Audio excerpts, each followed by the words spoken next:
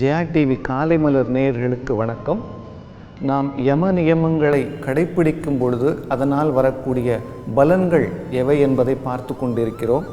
இப்பொழுது நியமத்திலே நாம் சௌச்சம் செய்வதால், அதாவது புற தூய்மை அகத்தூய்மை, இதனால் கிடைக்கக்கூடிய நன்மைகள் என்ன என்பதை பார்த்தோம். அடுத்து சந்தோஷம், அதாவது போதும் என்ற மனத்திலே இருப்பவர்கள், அவர்களுக்கு அந்த பலன் என்ன கிடைக்கும் என்று கூறுகிறார். சந்தோஷாத் அனுத்தமகா சுகலாபகா, கண்டென்ட்மெண்ட் என்று சொல்வார்கள். எனக்கு என்ன கிடைத்ததே அதுவே போதும், எனக்கு கிடைக்காதவற்றில் மேல் என்னுடைய மனத்தை செலுத்த மாட்டேன், இதிலேயே நான் ஆத்ம திருப்தி அடைந்தேன் என்று கூறுவது, அந்த திருப்தி மனப்பான்மை தான் அந்த கண்டென்ட்மெண்ட் என்று சொல்லக்கூடியது. இது செய்வதால் எப்பொழுதுமே அவன் ஒரு சுகத்திலேயே இருக்கிறான் என்று கூறுகிறார்.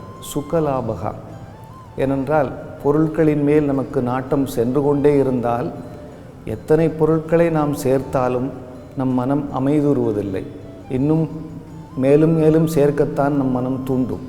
ஆனால் எவன் ஒருவன் கிடைத்ததை கொண்டு திருப்தி அடைகிறானோ அவனுடைய மனம் எப்பொழுதுமே ஆனந்தத்தில் இருக்கும் என்று கூறுகிறார்.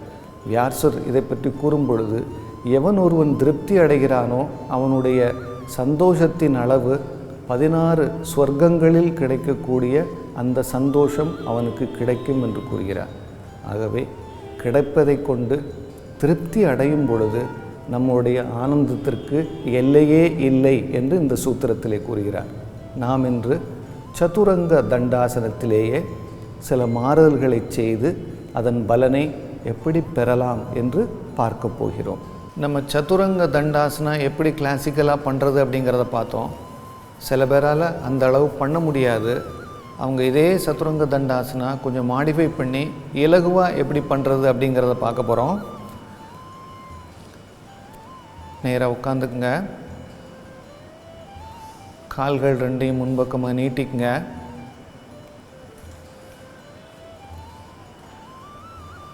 கால்கள் ரெண்டையும் ஒன்றன் பின் ஒன்றாக பின்ன எடுத்துப்போங்க. வஜ்ராசனா பொசிஷனுக்கு கொண்டு வந்துடுங்க. ஹீலில் உட்காருங்க.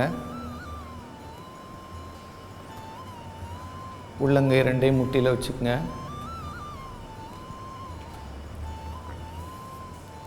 இப்போ மூச்சு உள்ளே இழுத்துக்கிட்டே முட்டி போட்டு நில்லுங்க. கைகளை முன்பக்கமாக தூக்குங்க.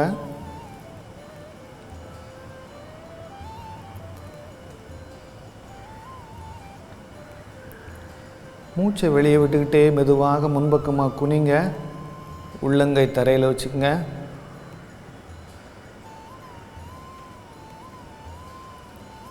இப்போ மூச்சு உள்ளே எடுத்துக்கிட்டே உடலை முன்பக்கமாக கொண்டு வாங்க. தலையை மேலே தூக்குங்க.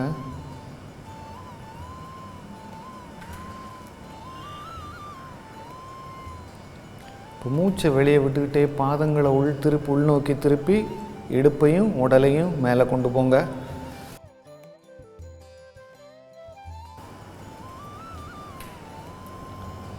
இப்போ மூச்சு உள்ளே இழுத்துக்கிட்டே உடலை ஸ்ட்ரைட் பண்ணுங்கள். ஸ்லைட் பண்ணிட்டே வாங்க. முட்டி கால்கள் தரையிலே இருக்கட்டும், பாதம் வெளியே. இது கொஞ்சம் இலகுவான முறை.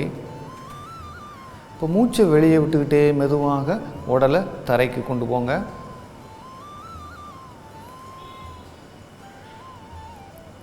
இப்போ மூச்சு உள்ளே இழுத்துக்கிட்டே மெதுவாக தலையையும் செஸ்டையும் மேலே கொண்டு வாங்க.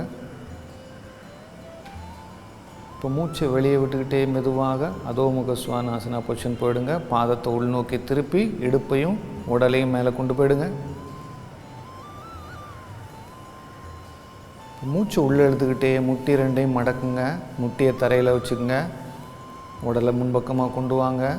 தலையை மேலே நோக்கி பாருங்கள். பாதத்தை வெளியே திருப்பிடுங்க. இப்போ மூச்சை வெளியே விட்டுக்கிட்டே மெதுவாக உடலை பின்பக்கமாக கொண்டு போங்க. தலையை கீழே கொண்டு வந்துடுங்க.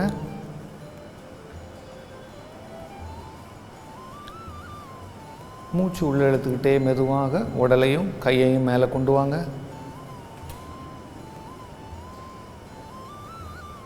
மூச்சை வெளியே விட்டுக்கிட்டே மெதுவாக உட்காருங்க. கைகளை கீழே கொண்டு வந்துடுங்க. இதே இது இன்னொரு முறை பார்க்கலாம். சிறிது இலகுவாக சதுரங்க தண்டாசனம் எப்படி பண்ணுறது அப்படிங்கிறத முட்டி போட்டு உட்காரணும். அதாவது வஜ்ராசன பொசிஷனில் இப்போ மூச்சு உள்ளே இழுத்துக்கிட்டே முட்டி போட்டு நில்லுங்க. கைகளையும் முன்பக்கமாக மேலே தூக்குங்க. மூச்சை வெளியே விட்டுக்கிட்டே மெதுவாக முன்பக்கமாக குனிங்க. உள்ளங்கை தரையில் இருக்கட்டும்.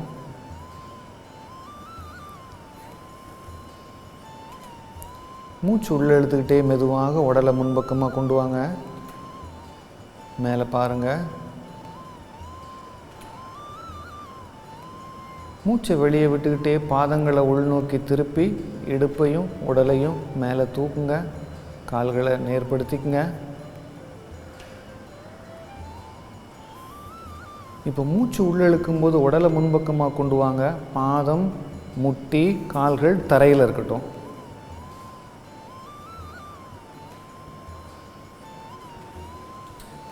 மூச்சை வெளியே விட்டுக்கிட்டே மார்பு பகுதியும் தலையும் கீழே கொண்டு போயிடுங்க, தரையை நோக்கி. இப்போ மூச்சு உள்ளே இழுத்துக்கிட்டே மார்பையும் தலையையும் மேலே தூக்குங்க.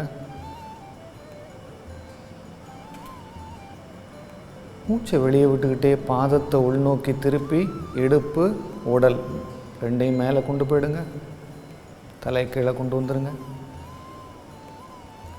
மூச்சு உள்ளே இழுத்துக்கிட்டே முட்டி போடுங்க. 2 முட்டியும் தரைக்கு கொண்டு வந்துடுங்க. மேலே பாருங்கள். பாதத்தை வெளியே திருப்பிக்குங்க. மூச்சை வெளியே விட்டுக்கிட்டே மெதுவாக உடலை பின்பக்கமாக கொண்டு போங்க. தலையும் கீழே கொண்டு வந்துடுங்க. மூச்சு உள்ளே இழுத்துக்கிட்டே மெதுவாக உடலையும் கைகளையும் முன்பக்கமாக மேலே தூக்குங்க. மூச்சை வெளியே விட்டுக்கிட்டே மெதுவாக உட்காருங்க. கைகளையும் கீழே கொண்டு வந்துடுங்க. நம்ம இன்றைக்கி சதுரங்க தண்டாசனம் சிறிது இலகுவாக எப்படி பண்ணுறது அப்படிங்கிறத பார்த்தோம். ஆனால் எல்லாராலையுமே இந்த கிளாசிக்கலாக பண்ண முடியாது. அதனால் அவங்க கால்களை தரையில் வச்சுட்டு உடலை கீழே எப்படி கொண்டு போகிறது அப்படிங்கிறத பார்த்தோம். இதுக்குமே நல்ல ஒரு ஸ்ட்ரென்த்து இருந்தால் தான் முடியும். சிறிது சிறிதாக அதோமுகா, ஊர்துவமுகா அந்த 2 ஆசனங்களையும் செய்து பயிற்சி பெற்ற பிறகு இந்த ஆசனம் செய்வது நல்லது. இது பண்ணுவதனால கால்கள், இடுப்பு, தோள்பட்டை, கைகள் எல்லாவற்றுக்குமே ஒரு வலு சேர்க்கும். அந்த மூட்டுக்கள் எல்லாவற்றுக்குமே ஒரு நல்ல ஃப்ளெக்சிபிலிட்டி கிடைக்கிறது. முதுகுத்தண்டுக்கு செல்லக்கூடிய இந்த இரத்த ஓட்டம் சீராகிறது. அடிவயிற்று பகுதியுமே நல்ல முறையில் வேண்டாத சதைகளை நீக்கப்படுகிறது. இந்த ஆசனம் செய்வதனால் நம் மனதிற்கு ஒரு பொருளின் மேல் குவிக்கக்கூடிய அந்த ஃபோக்கஸ் அப்படின்னு சொல்லக்கூடிய அந்த திறன் அதிகரிக்கிறது.